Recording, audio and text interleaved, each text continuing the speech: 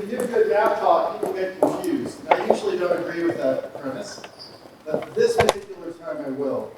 And you'll see why in a moment. Here we go. So think out front, they have the coffee holders. Like this is the Starbucks kind of the logo. It's just one of these normal ones, right? This is the time of year where things get very confusing. Almost magically confusing. So I have two of them, and of course they just go on top of each other. But what most people don't know is if you shake just right, it's longer like that. But it doesn't need to stay that way. So all you gotta do is flick it, and it goes right back to its original size. It just really doesn't really matter. You just gotta flick it. Just flick it. That's it. Just flick it. And then suddenly it gets longer. And if you look, put it on top, it gets shorter. You flick it, and it's right back to the original size. This is why in math you show your work. First of all, just point it out. So what's going on with that? The reason it works. By the way, when I was shown this, I sat at the dinner table for 15 minutes, going like this. And then putting it back on top. And the people, they were psychologists who work in optical illusions, they just sat and laughed at me for 15 minutes. So anyway, the way it works is it's because of the angle. You see the angle on the side because of the cut? That angle is what creates the illusion, because our eyes, when we see them lined up like that, we see that as lined up. So if you choose to do this, I will teach you one thing. If you don't practice and you just want to do it, you say you shake it, and it changes size. Why do I say that? Because if you don't practice, you're going to go, you shake it, and it gets longer, and you'll put it on top sometimes.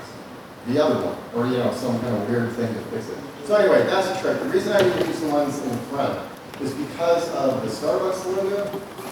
Sometimes when I put them here, your eyes will pick up that they're not lined up. So I just wanted to make it a little bit harder, not much, but a little bit.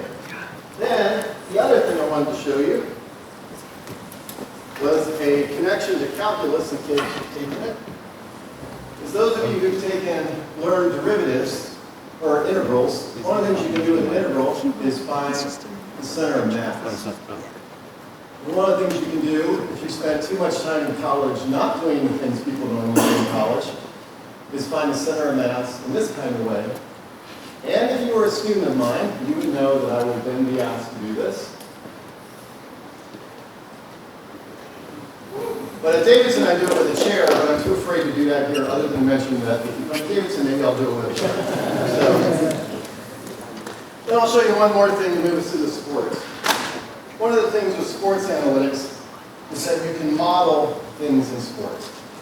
And one of the things that's often done is that you can model, for instance, a ball, and you can model the flight through the air, such that the flight is so convincing that it seems absolutely real. And because it seems absolutely real, you're able to make assumptions about it. This is just a bag. The way the trick works, to be completely fair, which we're not supposed to teach unless we're teaching, and it's a college, so of course I'm teaching. You just snap your finger, and it makes the trick, like that. Is that really done? Do they really model a ball? Yes, they do. One example of that is that they actually modeled a soccer ball. And they found that they modeled, so every World Cup, the ball, the stitching on the ball changes. So when I think of a soccer ball, I think of that kind of traditional patchwork, which basically represents that I didn't play soccer for very long. But that's what I think of in terms of a soccer ball. So they modeled one of the World Cup soccer balls. Which one? They were interested in the David Beckham shot when they were playing in the quarterfinals against Greece. Why? Because if you I don't know with your age if I'm getting to the cusp of where people have heard this, but have you heard the expression bend it like Beckham? Yeah, at least some of you have. At one time, everybody goes, oh yeah. But there's this expression, bend it like Beckham, and it came from that particular match. So if you and I are playing soccer, and then you foul me just for the sake of the story, then they blow the whistle, I get a free kick. The ball goes down, it sits there, the team goes back. If you're a defender and you're close to the goal, you stand there. If you're me, you stand there uncomfortably, hoping it doesn't come at you because you're not really sure what you're supposed to do. But you stand there and you're just trying to block the shot. David Beckham comes back, he goes up, he kicks the ball. The ball goes up, it looks like it's going over top of the crossbar, It's a floater, so it's floating back and forth, and then right at the right moment, it begins to do this major curve, goes right in the net, and makes the shot. What in the world does that have to do with a ball in a bag? So, some engineers that know math very well modeled that in a computer and got the flow over the ball so accurate that they could predict the way that a ball went through the air. Well, come on, they're just predicting something and then saying that's the way the ball will move through the air. Well, no, they did predict the way that the ball would move through the air, more specifically the way the air would go over the ball, and then they actually tested it in wind tunnels in Japan and confirmed it. And then they said, well, what about the bend it like Beckham kick? And it actually did show why it did what it did. It turns out that when the ball's going very fast, this is ball dependent. My wife here, who's in the front, is a Denison alum, and she played volleyball. It turns out in volleyball, it's very difficult to get these types of changes because the ball is so light. Turns out in basketball, it's very hard for a different reason, because the ball is so heavy that you have to throw it too hard. If you throw it that hard, you're probably going to injure somebody, although probably some players do pass it that hard at the more upper level. At the levels I played, none of us passed it that fast because that just wasn't going to happen in terms of the way I played street ball, which means I have no transferable skills to actually organize basketball. But what they did was they found that there was this magical moment in the speed of the ball where the ball goes from what's called laminar flow, where the air is kind of all like hair, just blowing back, but straight back like a hair commercial, just straight back. Then suddenly, when it drops below, it gets to turbulent flow, where all of the air is just bouncing around. And right when that, I think I have it right that it goes from laminar to turbulent, otherwise it's the other way around. And then that's the magical moment when it can drop. Somehow, David Beckham, maybe not even from some type of mathematical or physics sense, but through hours of practice, knew how hard to kick, when he was far enough away so that it would get that effect. And that is precisely why the ball did what it did. Well, I was called by ESPN a few years later because they saw an article I wrote about that. I didn't do the research. I was just sharing with mathematicians and math students that that's what can happen. Because in that World Cup, the players were not happy with the ball. It turns out that the stitching made the ball even more unpredictable than the past. Well, that's really problematic when you're trying to do really far passes if you play soccer. Because then you're like, you pass the ball and it's in the air fairly free, and the person's like running over here and then running over here because the ball is basically doing the equivalent of a knuckleball when it's coming toward you. I'll talk a little bit more about ESPN in a little bit. So I am a math professor, and I do sports analytics. So there's one of the nicest things about that is it means that I can go to a sporting event and say that I am doing research. So that's probably the nicest thing about it. The other really nice thing about it is that if I watch sports with you, I will listen to you very carefully, whether you like sports or not. If you don't like sports, I listen very carefully for what you notice. Because if you don't like sports, you have no preconceived notion of what people see, like, or do. You might because somebody likes sports and you know what they think, but maybe not. If you like sports, I listen to what you're thinking. There was a game that Davidson played where we flew up with the team, and somebody was watching the game. We were highly favored to win the game. And somebody with me said, we're going to have problems in this game. I do sports analytics, so I said, what do you see? And they said, our pace is off. And I go, what do you mean? I knew what they meant, but each time I'm trying to get to something like that, I go, I don't know how to quantify that. I don't know how to what would be the data on that. They're playing really fast, and we're playing faster than where we keep the general statistics that we usually have. When we play at that pace, we begin to play differently. That was something we were able to study.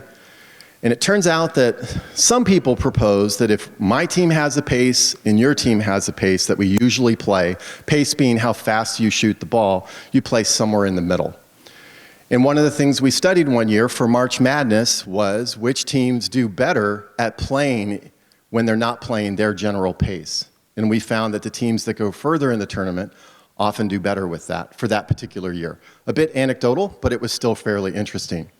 So my job tonight with you is to show you how to get in the game. How to do that just for fun, having nothing to do with research, having nothing to do with working with teams, or anything like that, or because that is what you want to do.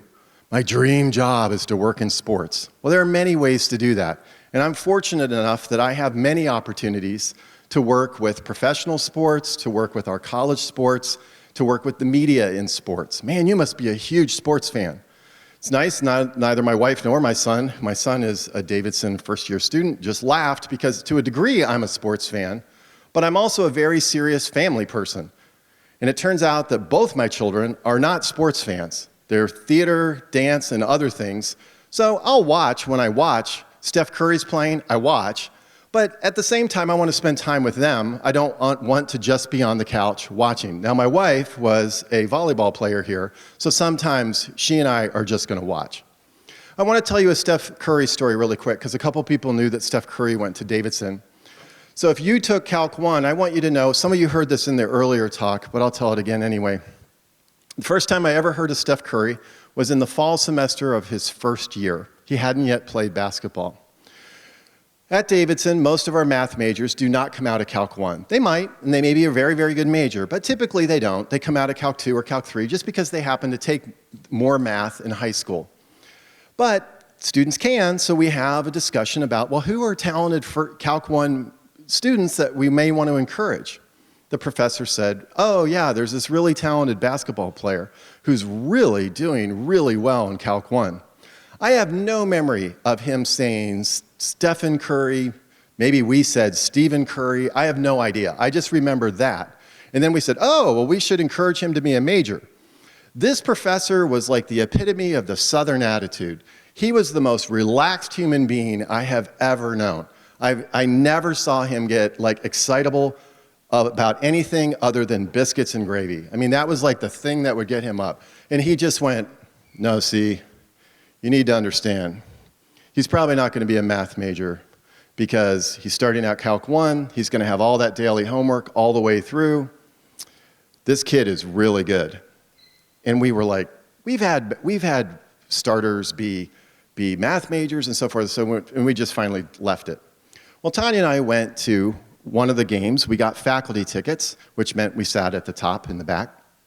And we're watching the game. And if you've ever watched Steph Curry, it's true now in the NBA, same thing was true when he played in college. There was this moment, I still remember it, he went from my left to my right, where it looked like everyone else slowed down or basically stopped moving. It was the weirdest thing in the world. I had never seen that on a Davidson basketball court. And I watched that, and the moment I saw it, I turned to Tanya and I went, Tanya, that's the kid in Calc 1.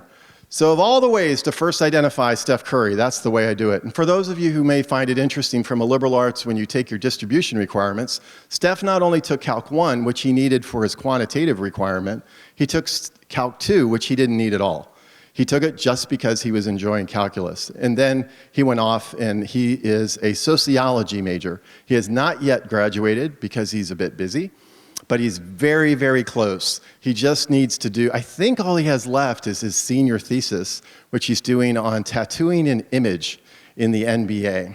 And he promised his mom and the coach that he would graduate. The coach is short one player for having a 100% graduation rate. And that one player is Steph Curry. And he also promised his mom. And if you knew his mom, Steph will probably someday walk across that stage and get his diploma because I can't imagine him telling his mother that he was not going to graduate. But he did come back as an NBA player when they had a lockout. Okay, so that's a bit about me and who I am, but I want to give you a bit of context of what the sports analytics that I do, and that's the second slide. Oh, the one thing is I started a group called Cat Stats, which makes it sound like I do veterinarian analytics. It's kind of, I guess here you'd call it Big Red Stats. That always sounds funny to me, so I'm not sure but Wildcats I guess sounds equally funny because Cat Stats sounds weird. And we are the Wildcats, so that's where the name came from in terms of what we do. I must have a low battery because this thing's inconsistent. I'll just walk over.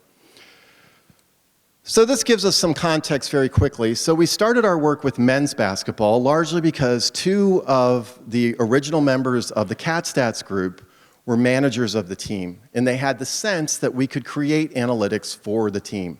They came in and they asked, can we do analytics for the men's basketball team? And I said, I don't know if they're going to want what we do, but we can try. And if you're okay with trying, and then they will or they won't want it, if that's okay, we'll do it. And they're like, that's fine. So we actually began, and we worked with 2 assistant coaches, and we met with them for 2 months, every week, showing them what we were trying to create. Because in 2013, there was very, very little college basketball analytics. There was NBA analytics, but they had the data to give them what they were creating, and we had to think about how to create it, and then what type of insights would fit college basketball. I will tell you one thing that we learned. If a coach ever says that's not coachable, which is their goal, telling them, for instance, you're third in defense, not a terribly helpful, coachable thing. Okay, but if you can tell why you're third, what people do to be second or first, how far you are from being fourth, and other types of things, that's more helpful. Now, we have a coach here, so even that might not be totally helpful. He might say, that's still not coachable. Then the question is, why? And it's the answer to that that helps you then refine what you're doing. Sometimes it doesn't take much to go that extra step so that it's usable. The biggest thing about analytics is that if you're only creating something that you find interesting, it's really more of a hobby. When you do analytics that someone can use, that's really the core of data analytics, which particularly Denison does extremely well. Your data analytics program is noted nationally, it's known nationally, partially because of the training that you have when you exit. From our success with so we had men and women's basketball, we do men and women's soccer, which earlier in the day I mentioned that the issues we had with soccer, that was with the previous coach. We're not having the same issues now. The earlier coach did not like analytics at all. And so he was a good friend, so I just said, well, why don't we try? And he goes, I won't like it. I'm like, I know, but we can try. Tim, I won't like it. I know, but the students don't mind trying, so we can just try. He's like, as long as you know I won't like it. I'm like, that's okay. So we took about 2 months to create it, and guess what? He didn't like it. And so we were close, but he still didn't like it, because for him, the game it's the beautiful game. And it's an organic thing that it's almost like it's artistic to him, and the numbers screw it up. He doesn't even look at kind of the more normal numbers that most people look at within soccer, because it's just not the way he coaches. And so if it's not going to help him, we're not going to give it to him. I just appreciated that we got to try, because what I told him was, you're the one person we can try with, that I'll be fine, I believe that you'll just tell me you don't want it, and we've agreed that that's okay. And so he's like, okay, that's fine, in terms of what we did. We do volleyball. We did a lot of volleyball for a while, and then we had a switch of assistant coaches, and we've not done as much recently. Baseball was very difficult. Baseball is often very difficult because they already get so many statistics from their vendors. But we have been successful with that, and if that's interesting, I can talk to you about it. We also do football. Football took largely working with the team, where we scrape play-by-play. I'll get to scraping in a minute. We pull down play-by-play from the site, and then we actually create reports on their efficiency for different goals that they have for the team to achieve in a particular game. From there, we got various invitations, I guess, from national media like the New York Times. One of my students works for the Chicago Bulls, another one went to the Jets. The one that went to the Jets was incredible because he actually got to the point that he got a coaching clearance. He's a data guy, he was a math major, and then he got clearance that he could walk up to a player and actually give them coaching advice during a game. That's like the holy grail of like all of that. You don't talk to players. Like often the data people don't talk to players because you can screw them up. You don't just give a player analytics. That's the one thing I didn't mention earlier, just in terms of coaching, which you would probably already know, but you don't give players differ on what data they should get. Because some players will overcompensate when they see a low statistic, and it can screw up their game. So you have to be careful with that. Then one other thing is that we've had students intern in various sports groups in the summer. Some of those are unpaid, which I particularly want to point out, because our daughter, who doesn't feel very well tonight, so she didn't come, she had the College to Denison tour today. And I learned that Denison is one of the types of schools where if you have an unpaid internship, you can actually get a stipend from the college to help with that. And some of these sports organizations are that way. They can't pay you because of the structure of the way. It's not even that they don't want to pay you, it's just the way that it's built into the system. My student went to the WNBA team, the Sky, and did both analytics and then also kind of more the manager type stuff, like working with the towels, helping the players warm up and so forth. So how do we get in the game? In particular, what about like even during COVID, when we weren't even playing the game? There was nothing happening. You can be in the game then too. In fact, that's about the only way you're going to be in the game at that time. Well, one of the biggest parts of analytics is actually getting the data. The first thing you have to ask yourself is, what's the question that you're interested in?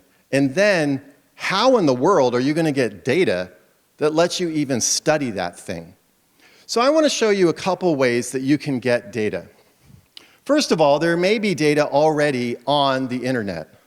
Now you have a CVS in town, so this logo can make more sense. It isn't CVS, it's CSV, which is a little dangerous to take the CVS logo and move it around. But a CSV file is a comma delineated file that just imports into code. If I said code and you took programming, you're like, ooh, it imports directly into Excel. It's just not a problem. It just goes straight in, and then you can analyze it, and it's easy to analyze. Those are the ones that you're most happy with. If you're a CS person, you can get JSON files and, just woo, here we go, and things like that. But this format is one of the easiest. If you like baseball, the Sean Layman site is just unbelievable because that data goes like back to the 1800s, and it will tell you when the player was born, the statistics, left or right-handed, and all sorts of things that the players do. So this is an example. This was a few years ago, so it has over 20,000 rows now, but I keep forgetting to update it because the mathy part of me just sees 19,000 and like 20,000 as kind of the same number, which it's kind of not, but they have the same type of magnitude to me. But that's the type of data that you get in one of the many files. Like it even has like a Hall of Fame file that gives you kind of that type of information and so forth. The other thing you can do is what's called scrape. The CatStats group is extremely good at scraping. We have a scraping team that will scrape data. We've been hired by companies where they come and they work with us, where what they want us to do is scrape for them. We had a scraping project from the US Olympic and Paralympic Committee where they wanted us to go out and pull down tournament data from various international tournaments to know how people placed that we would be competing against. So here's a WNBA site, and then I even did the URL shortening, if you're familiar with that, where I just do what I call a bit.ly, just to shorten the URL. And this is the site. So I see this appears to be it kind of looks like even a Wikipedia type page. And I want to get that. It turns out that one way you can do it is simply with Google Sheets. Nothing says computer science more than Google Sheets, but still, it's a simple thing to do, and it's helpful with what you might do with data. It turns out that the command is just import HTML, and then you say table, because you want a table. Well, what else would I want? Turns out you can also do list, which I really don't understand, because that one really is a copy and paste, but nonetheless, you could. And then you give it a number. The number is, if there are several tables, which one are you doing? Well, how do you know? I don't know. If there look to be several tables, I say 4. Is that the table I wanted? No. All right, well, it appears to be much lower in the page. How about 8? And that's the way I usually do it in terms of, I can read HTML, but with the way many web pages are written, I don't want to read the HTML. So then that's all you do. You just go to Google Sheets. If you look real carefully, it just says equal, import HTML, and I can even use the bit.ly. It hasn't struggled with that at all. And then boom, it goes straight in. When it works, it goes straight in. And then you can manipulate it.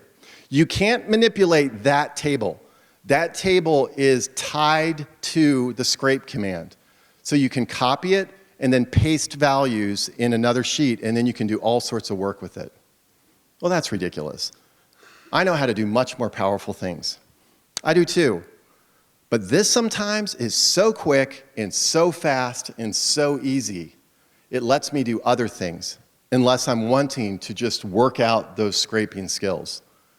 One project I did, which doesn't have anything to do with sports, is Game of Thrones. We're getting further and further away from that, so it's less and less relevant, but whatever, I'm still gonna tell the story.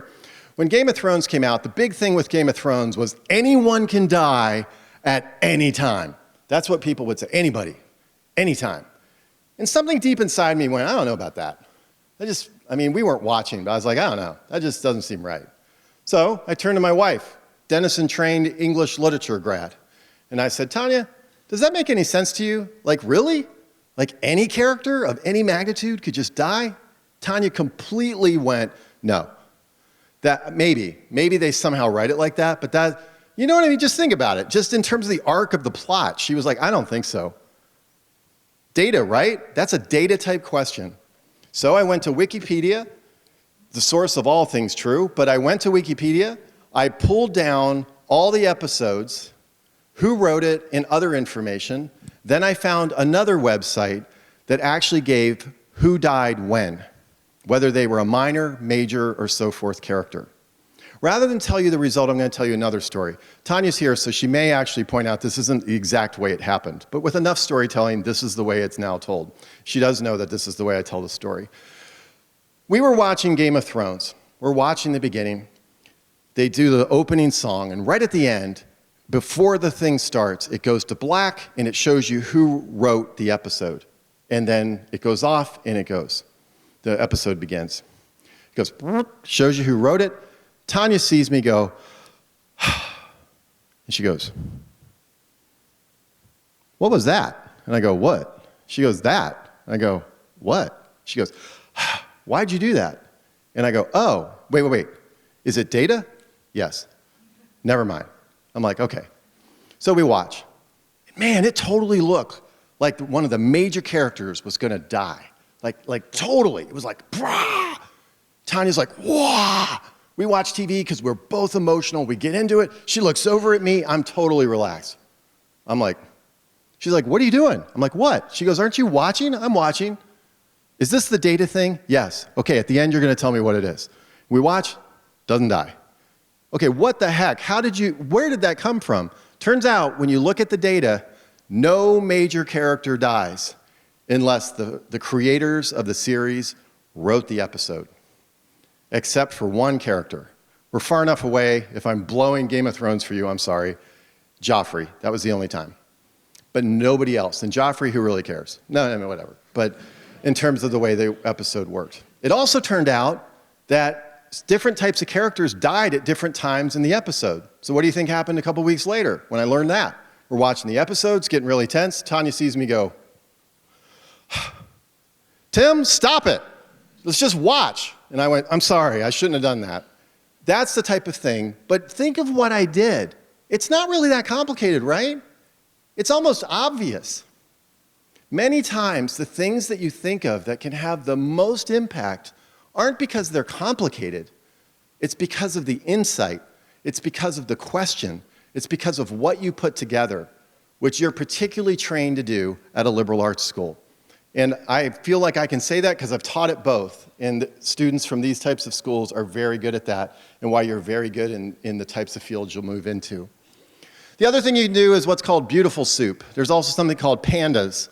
That is a much more complicated tool written in Python, which is the logo on the right, that allows you to go to websites, sometimes disparate websites, pull data down from each one, and create its own kind of Excel document.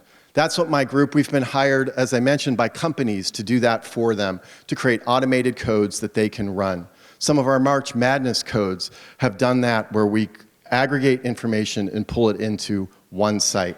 If you try this, since I know there are computer science people here, if you go to a site and it still doesn't work, then you use something called Selenium, where it actually pulls up a web page, the mouse moves around and clicks it, so it still thinks you're a human being. And then you can sometimes get data that way. If you still can't get data, then what you do is you have your own shot chart program. So this is a shot chart program that I mentioned the other day. So this is the lacrosse version, where this is written in D3JS, where you can load the roster. If you see upload roster, you can click any player, and then you decide the type of shot that was made. So if you think about it, in this, you would get the XY coordinate of the shot over here. You would get the shot type. This isn't a great labeled thing because both are called shot charts, so we need to redo that, and it's spelled wrong. So you can just mark me down for the day, because it's actually uncontested shot, not untested shot, but whatever.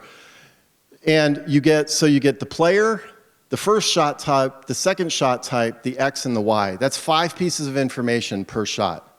In basketball, we record 13 pieces of information per shot for the team that we want, and you might want something different. This is a program where on the right, you just upload the image of the court. I created that in Desmos, which occurred to me, I don't know what's going on with lacrosse, because I didn't know a single thing I was looking at. I didn't realize I didn't know lacrosse at all, but I don't know anything about that. I had to get the players to look at it and go, I'm like, is this right? And they're like, yes. Then you decide on the right what you want so that you can adapt that for a coaching staff. If you want something more complicated, then that's when you actually have to code it. Once you get the data, then what? Well, that's when you want something like the data mindset. So that's what I want to help you with now. Once you have the data, then where do you go? One of the best places to begin, which sometimes doesn't even feel like you're doing a whole lot, is you graph it. I don't know what's in the data. I don't know what I'm going to find in the data. So I'm just going to graph it so that I can just become friends with the data, get used to the data, and hope that I find something so that maybe I'm even done with the data in terms of what I've done. One way to do that is sometimes with bar charts, where you just create a bar chart and you can visually see outliers. Here I have instances in a Women's World Cup where 3 goals occurred within a Women's World Cup game. And this was the total amount of time before the 3rd shot.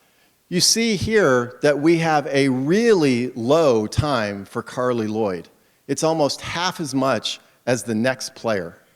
This got an extreme amount of attention. And this was in, I don't remember if it was the final or at what level. I think it was, it was the final against Japan, if I'm remembering that right. And which that might not be right. But the other ones aren't. That's just remarkable play. Sometimes just graphing it is where you can see outliers that either are what you're looking for or show you sometimes why your results are odd. I have a student right now studying the hot hand effect, and the outliers play a very important role in what we're doing. Here's another one where I took the 2019-2020 NBA player weights, and then I just made a histogram. So what's a histogram? This histogram, so let's take this right here, between 160 and 170, anybody who weighs that, I go up 1. So there's one, looks like there's one player that's somewhere between 160 and 170. If you're between 170 and 180, it looks like there's a little over 20 players that are that. That's a histogram. Well, it's kind of sort of normal-ish in terms of bell curvy, in terms of what it looks like, which we sometimes say we kind of expect. Okay, thank you for doing that, Tim. It's not terribly helpful. It does beg the question, who in the heck is 160 pounds? And who in the heck is, what is it? 310 to 320 pounds. That's usually what people want to know. Well, I began to make it a little bit more refined because I was like, just trying to figure out a little bit more of what was going on. And suddenly it looked like that. Well, that doesn't look bell curvy at all. I was like, what the heck did I just do wrong? If you do computer science, that happens all the time, right? It's like, ooh, I coded something incorrectly. I didn't actually. And if you look at this very carefully, it actually comes in increments. If I remember right, it's largely in increments of 5. So if I weigh 187, I either weigh 185 or, I just forgot the number I said. If I weigh 187, I think that's actually what I said. I weigh 185 or I weigh 190. The other place you see it is in men's height. Tim, how tall are you? It's the most unfortunate height to be. I'm 6 feet. Why? Because I might not actually be. If you look at men's heights, if you're 5'11", just a little bit over, it's like everything's normal until you're right before 6 feet. And it's like, I'm 6 feet. So it's like, I am 6 feet. Yeah, right. It's like, well, I'm getting older. Maybe I'm not quite 6 feet. Well, then I'll just be like everybody else. I'm still 6 feet in terms of where I am. So that one's kind of an interesting type of effect. This is that type of effect, but what I like about it is that it begs the question, why? That's what you're looking for when you graph data. You either see something that's interesting and you go, huh, and you study it, or you get something that you don't even know how in the heck that's happening, and that's what you look into. And this one is just because, to give it a very bad joke and show why I don't do jokes, is that more than the ball is rounded. Is that they're just pushing the weight to some type of close thing. When you get to NBA heights, like I think they said that Steph Curry, when he entered the NBA, was 6'3" or something like that. Then I'm 6'3" too, because I did not look up to Steph Curry when he walked across campus. So I don't know what kind of shoes I was wearing, but maybe he is. Maybe he grew a lot right after he graduated. So one of the big things in this is that you get a different view. That's one of the most important parts about data analytics and sports analytics, is that there can be more than one view, even on one thing that you're doing. When we first looked at that data, just the fact that it has a fairly normal curve can mean that you can apply data analytics and statistical techniques because it has that shape. But then when I refine it a little bit, then I'm trying to figure out what in the heck is going on with NBA weights. Oh, I'm sorry, you're not a multiple of 5. I need you to either lose a little weight or you need to eat a little bit more in terms of what in the heck is going on.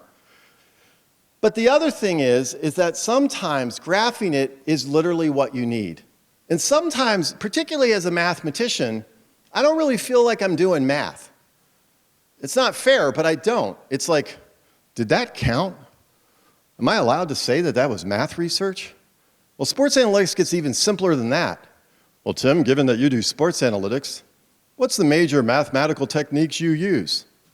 Plus, minus, times, divide, and plot, the histogram. That's often what I do. Really? And you have a PhD? Yes, because the training that I had lets me know how to use those tools to answer questions that matter, and when I see the solution, know what to do with it, and how to take higher level things and help someone understand. Here's a really good example of taking data and graphing it in a way that's helpful. We worked for a company called Athlete Intelligence, and what you see on the slide is a mouthpiece that goes in the football player's mouth and measures the impacts to the head. So on the next slide, you see 2 different plots. The one on your left is from practice, and the one on the right is from games. You're looking at the top of the head, and the player is facing this way. So can you make that out? That's what you're looking at. Top of the head looking this way. So this one over here is having impacts around here, which is if you're going to play football and get impacts on the helmet, that's where you want them to occur. It doesn't mean it's another player, it could be the ground. It's just an impact of some kind. The one on the right is a serious problem because they're getting impacts right on the top of the head. That's not a concussion issue so much as a spinal cord issue. And we were like, good grief, what's going on? Well, there was another attribute in the data. There was time. So rather than just plotting them, we plotted them over time in the game. Those top of the head were happening late in the game. I could postulate why that happened, but that wasn't what we did. We immediately went and said, it's late in the game, which told the coaches to go and look at the film for late in the game. What was happening? The players were fatiguing, lowering their head and ramming into the other side. That is coachable because they can look for it, they can make the players aware of it, and they can condition them so that it doesn't happen. That was a big success. That was a good day. That's when we took a break. We celebrate, we walk to the union, I get a Diet Coke, they get some candy, and we sit for a little bit, because then we'll go back and get lost and confused. Step 2, get into the numbers. So sometimes graphing's not enough. It's enough to get you used to it, but it doesn't answer anything. That's okay. You're just getting used to it. Same thing's true in a very high-level math research. You don't know what you're doing, so you just draw pictures or write code and play with things just to get used to the problem. So I have another basketball one. I do a lot with basketball. So one of the things we were interested in was that we learned that you can download every XY coordinate and the time for every shot taken in the NBA back to 1996. I do data, so I'm like, oh yeah, we're downloading that. So we download all the shots. Then we were trying to think, now what? What are we interested in? So we decided that at that particular year, the documentary, The Last Dance, came out. Now I have mixed feelings about this documentary. Why?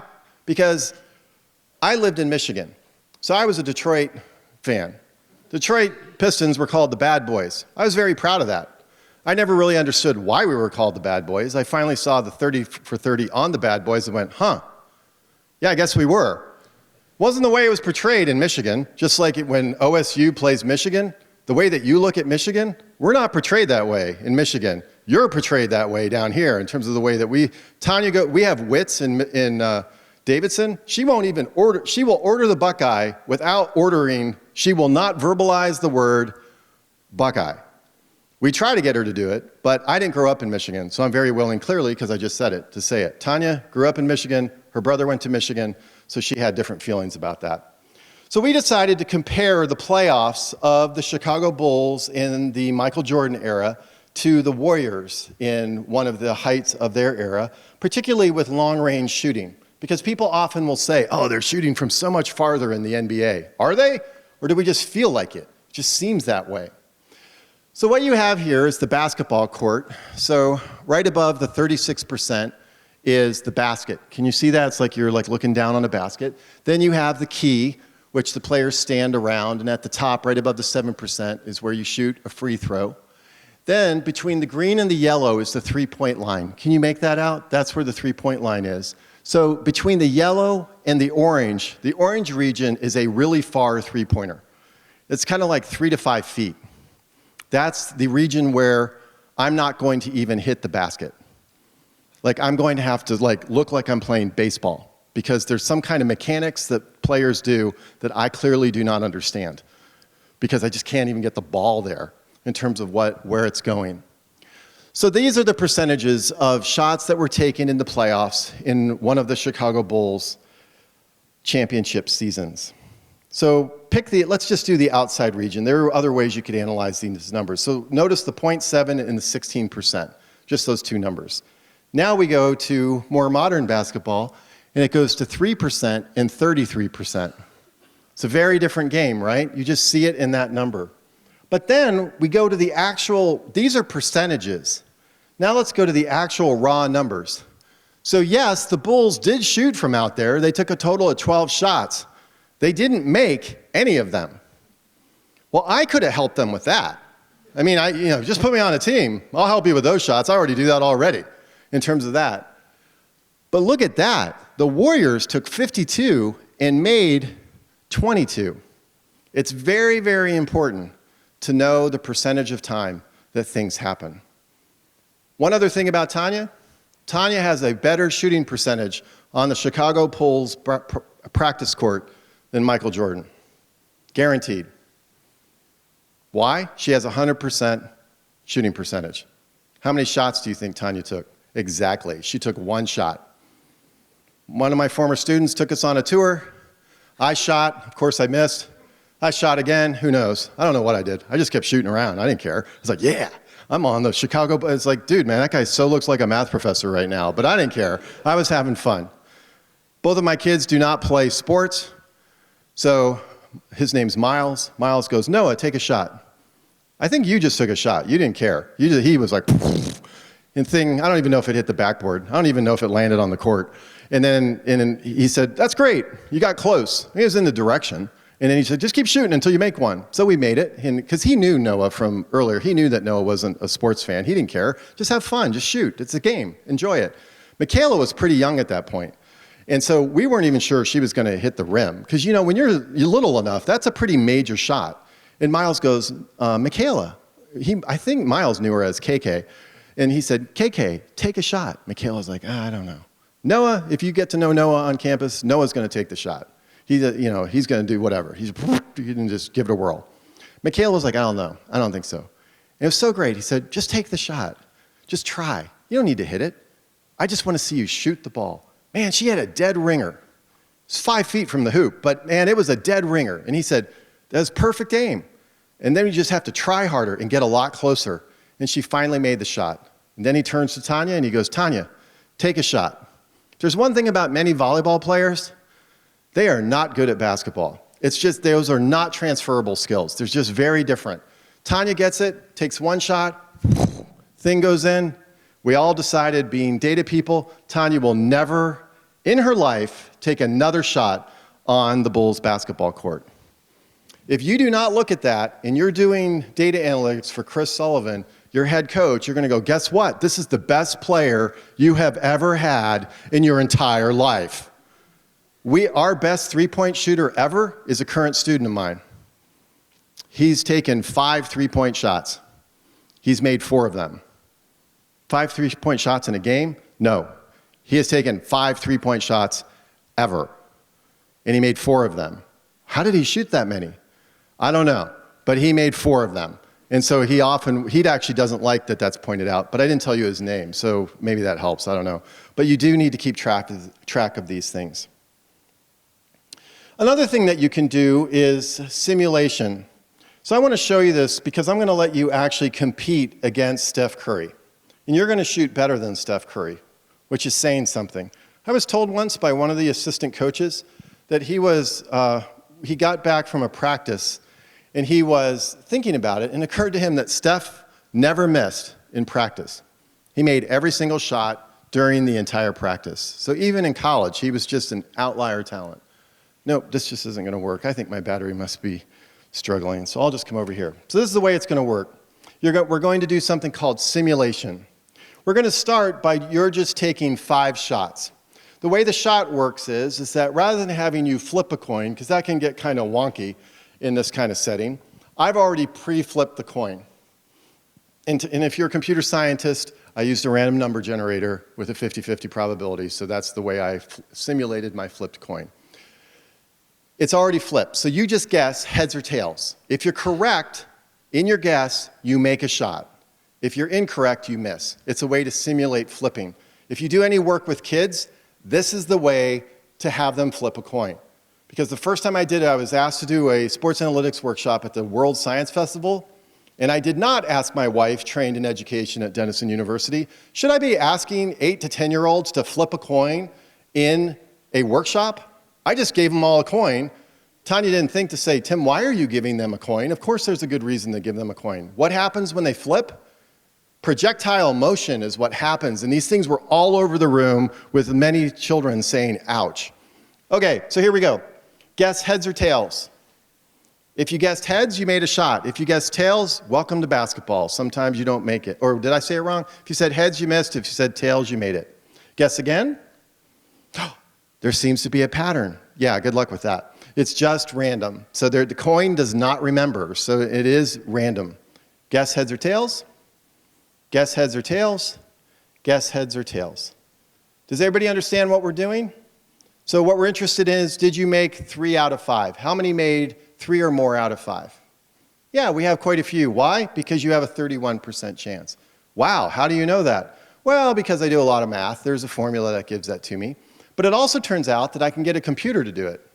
I can ask a computer to flip 5 times, do that 1,000,000 times, and see how many times did I get 3 out of 5.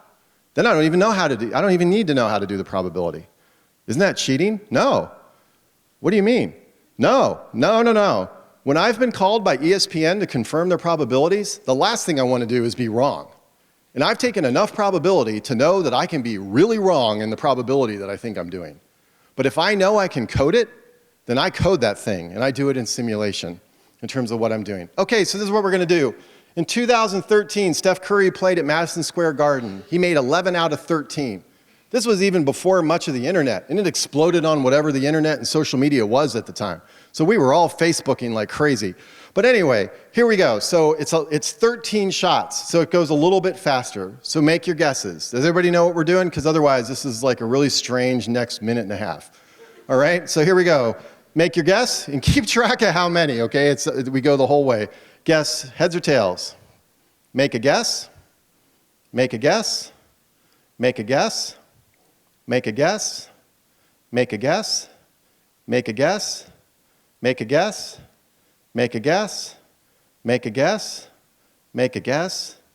Make a guess. One more. Make a guess. All right, did anyone get 11 or more out of 13? We didn't have quite enough people in the room. We had a chance with what we had. It turns out I need about 200 to 300 people for that to work. It's better when you have 1,000 people, which I've actually done. Why? Because if you work it out, in terms of what we did, we have just under a 1% chance. So we don't really have the chance. The best is when you're doing it with high school students who aren't really paying attention. How many people got 11 out of 13? And so you get like 50 hands. It's like, there's only 55 people here. Yeah, I got it. What did you do? I don't know, but I got it. Yep, give me an A. And so it's very, very funny. If you use the actual probabilities that Steph had, it's even smaller because he was shooting 43.5%, I think. But as I often say to my family, I have a lot of numbers in my head, so who knows if that's right, but it's somewhere in there. And that's a way that you approximate the probabilities. And quite literally, I do that. I just did that 2 weeks ago for a national media question that I had. The national media asked me for something about March Madness. I don't remember exactly what it was, but that's what they asked. My son will leave not because he thinks the next step is uninteresting, but because I knew that he had a commitment. Thank you for coming. All right, so then the next thing, I promised that I would have this because I learned that your men and women, maybe both the men and women's, have the heart monitors. And then I have one more thing, and then we'll be done if you're tight on time. I'll be done right around, I think that, is that clock right? Right close to, I might go to 8:05. I think it'll take me more than 5 minutes, so if that's a problem, I understand. So this, with heart monitors, you wear these heart monitors around your chest, and they keep track of your heart through all the time. Whether you're up or down, just the whole match. It's a lot of data. And they wear it throughout practice, and they wear it in the game. And what we found, we were given the data, and the team said, what can you find? I tell you one thing we found, we didn't know what to do with a lot of data, because it's just a lot to try to deal with. What we finally did was I was working with a soccer player. It doesn't always work well to work with athletes, because they can be very strong in the way that they think you should look at the game. But on this one, I didn't know what to do, so it was very, very helpful to have someone in the game. She was a goalie, which was particularly interesting because what we were doing had nothing to do with goalies, like what we found, but I think it's because she was back watching the game that she was so insightful about it. So anyway, her name's Kendall, which isn't important, but I think my wife knows who I worked with, but just so she can cue into who this is. And Kendall and I were looking at this, and Kendall said, you know, I think the way to look at this is there are basically two types of offensive styles that we play. Now, this is me talking. She talked in more technical language. There are two basic ways that teams would play, in terms of the way she described it to me. One of them is the team basically kicks the ball really hard. I grew up in Philadelphia, so we would say you boot the ball. You kick it really far down the field. The players get it and advance. You're advancing through very far kicks. The other one is you're dribbling and passing, and that's the other type. Then there's a mixed type where you do both. We were interested in what's the load of different players on the team given the offensive style that they're about to play. It turns out that the midfield versus the backfield and so forth have a different load depending on the offensive style they're about to play. Why is that important? Because it actually informed the coaches how hard to practice different types of players prior to the match so they didn't get over a weekly load of 1,200. Polar found that in terms of the way they calculate load, that if you went over 1,200 in a week, if you did that, you can have it happen occasionally, better if you don't do it at all, but that you can have burnout late in the season, and that kind of burnout is not you sit out for a game. It takes much longer, and our team was having it happen often in the conference tournament, also known as the worst possible time. And so that was a very coachable insight that they still use in the way that they approach what they do. One last thing, I do a lot with bracketology and March Madness because I do a lot of work in ranking. And March Madness just happened. A lot of people want to know, how did this year go? It went terrible. This was the worst year that I've ever had with March Madness, and I got to be on the national news 3 times and show every time that this was something that I couldn't predict.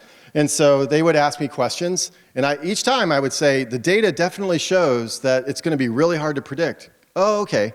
Well, what are your predictions? And then I would give them. They were nice. I was actually correct about a couple things, and we just highlighted those in future episodes.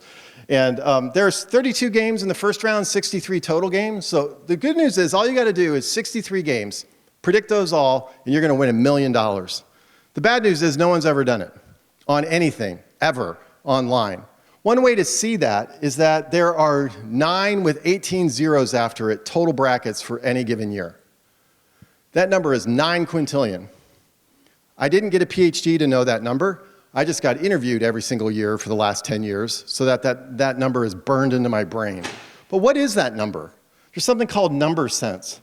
If you could produce it's billion, right? 1 billion unique brackets per second, never repeat. How long would it take to make 9 quintillion? A week, a day, an hour, a year? 300 years. You are not producing them all. What if I had a supercomputer? They're not giving you the memory for that. It's not happening in terms of what you're doing. So what you're going to try to do is try to make you more predictive. In most of sports analytics, you're just trying to get 1 to 2% better.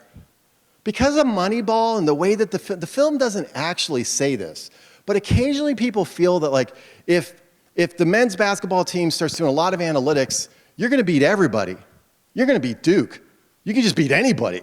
That's not what it's going to do. It's going to give you a couple wins at the most because it's going to give you a couple point advantages in certain situations. It's what it can do for you, and it can possibly keep people from getting injured. So what it'll do is give you a crystal ball that can be quite cloudy. The work I do is I figure out who's number 1, who's number 2, who's number 3, 5, 8, and 13. Now some people go, that's ridiculous. If Davidson is ever ranked number 13 in the country, I will buy a number 13 hand and I will wear that thing at every single match. We were ranked number 25 this year for one day because then we lost. But we were ranked number 25 and I would buy a t-shirt with that on it. It was awesome. I just wish we'd won the next game, but it's just the way it works. So why is that the case? It's because in these math-based brackets that we create, the better ranked team, which I unfortunately mathematically incorrectly say the higher ranked team, which some mathematicians just makes them great, but I can fall into that language occasionally, is the team that's predicted to win. So how does that do in these types of methods? It can do very, very well. In fact, we have ranked so we put them on ESPN, and we have even been in the 99th percentile, beating 15 million brackets. I had a high school student that I taught this. She was in the 100th percentile, which I always think that means that she should have won. But I guess they round at some point because she came in 500th place out of 15 million brackets. And it's, man, Tim, you're amazing. No, she's amazing. Because all I did was a 1-hour workshop. And she didn't just use my methods, but it gave her a starting place. So the way you do them is you make some choices. You decide that you'll use scores or no scores, because there are 2 different versions. Why would you ever rank without scores? Because if the teams have a lot of parity, scores can screw things up. Because sometimes like a 4-point win is really like an 8-point win. And sometimes a 40-point win could have been a 60-point win, and things like that. On the site itself, which I'll give you in a moment, there are 2 methods. Math likes to name things after people, which is very unhelpful, because unless you know Colley or Massey, you have no idea what the method is. But if you look below it, it tells you in the writing. The Colley method works only on wins and losses, and the Massey method works on both. The research that I did with my main collaborator, Amy Langville, Dr. Langville at the College of Charleston, was doing this part, that we created what's called non-uniform ranking. This is the part where you create your own bracket. You decide on your weighting of the games. So the one that you see on the slide is the one that I use with a lot of friends that goes, is there anything you do that I can understand? You can understand the bracket work. You decide how many pieces are you going to break the season into. On the slide, I decided 2. I'm going to break the season in 2 parts. Then you tell me how much are the games worth in piece 1. The slide says that the first half of the season, the games are worth half a game. So if you and I play ping pong and we decide that we're going to use this, then if you and I played back in fall semester, but the tournament's tomorrow, I don't really think that's that predictive because you might have practiced a lot. And so we're going to just say it's half a win for you and half a loss for me, assuming you won. But if we played like yesterday, which is in the second half of the season, that's more predictive. So that's going to be a whole win for you and a whole loss for me. That little bit is what very quickly the methods began to see the teams that are considered upset teams. Not a St. Peter's. You're not going to pick up a team like that. Teams that just literally come out of nowhere are very difficult. You still don't pick them up, but we pick up a lot in terms of what we see. It's really fun. Not this year. I think this year was partially because of COVID. In the COVID, it was like a lot of injuries because of COVID, and the methods don't do well with that. None of them do.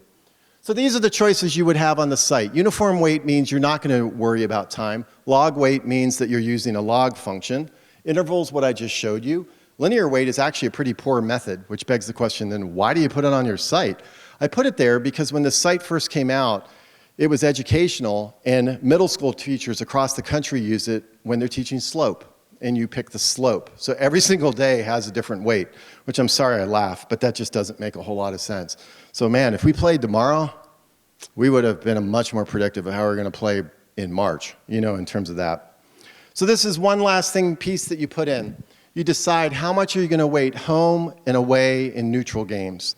That's actually one of the biggest pieces that comes into this, is because often it's how you're playing on the road that actually can predict how you're going to play in March Madness. Not totally, but more than if you're doing nothing at all.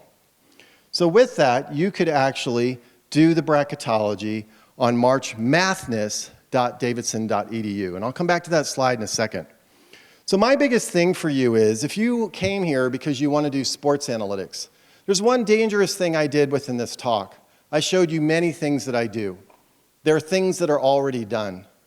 But I want to take you back to that day when those 3 students came in my office and said, can we do sports analytics with you? I had no idea if we could possibly offer something that they would find helpful. But I knew that we could try together. So what did we do? We decided we'd do it, and we decided that we would simply jump. We would jump and we would try. My thing to you is that what were the ideas that came through your mind in this talk? Those are the moments that you might have just created something that no one's ever thought of. There's much to still be done in sports analytics. If you don't have the background to do the coding or the math, that's when you walk around and start talking to people who might. Or you go to a professor's office and see if someone can work with you. I'm very serious that many times in talks like this, people will think of things that would be new, that teams or sports people or just the math community would find interesting in terms of what lies ahead. I don't have that slide, but I'm going to stop. I thought I did, so I led into that. There's a quote by Albert Einstein that says, "The courage to take your own thoughts seriously." The main reason that I like sports analytics, it's the reason that I gave up the research I did before to do this, is because over and over and over again, I see students take their own thoughts seriously, listening to what they think and learning to believe that it can move them closer to some new understanding. Doesn't mean the thought you have is correct, but the thought you have can move you in the direction of discovery. So why get in the game? Because I really truly believe it makes the game all the more fun. Does March Madness and bracketology screw up the tournament for me? No. Because when St. Peter's wins and everyone's excited, in some way I'm even more excited. Because there's absolutely no way I can figure out how to have ever predicted that. And it's ever the reminder that part of the joy of living life is its unpredictability. And no matter how much you try to predict it, it isn't going to. And so in life itself, you live the parts that you can determine, and you live through the parts that surprise you and are the parts that make you who you are that you never expected, no matter how much you tried to look at it. I wish you well and hope you can get in the game. I will take questions, but with that, I do want to say thank you for your attention.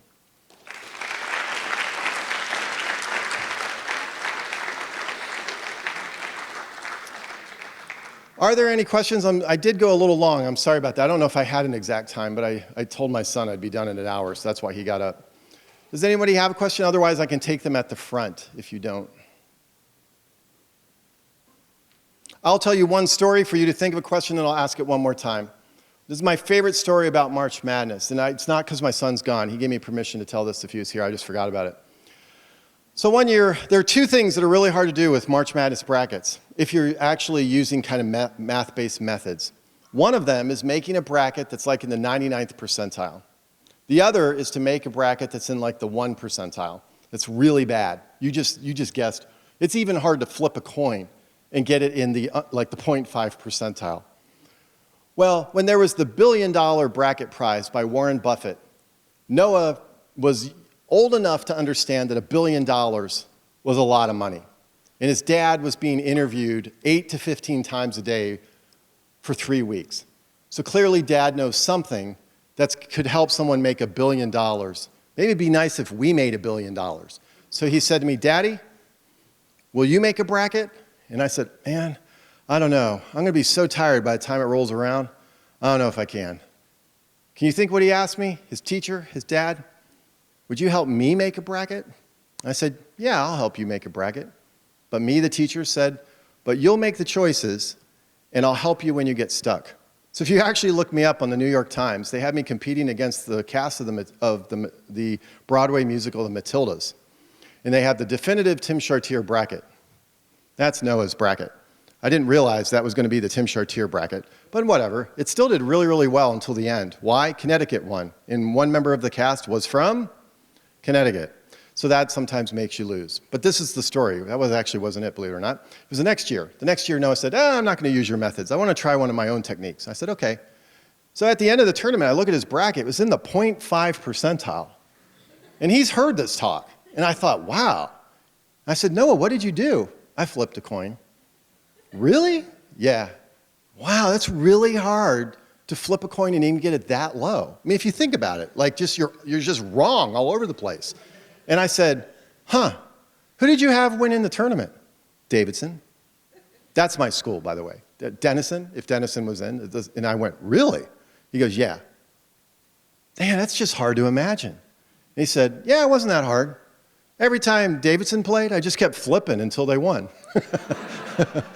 Very important. If somebody tells you how they did it, be sure you really understand the algorithm. All right, do you have any questions with that? Otherwise, we'll call it a night. All right, if you do have any questions, come up and ask. I'm very willing to stay until I've answered the questions. I'm the only Tim in the math department at Davidson. Feel free to email me if something comes up later, and I'll try to help you. Have a good night.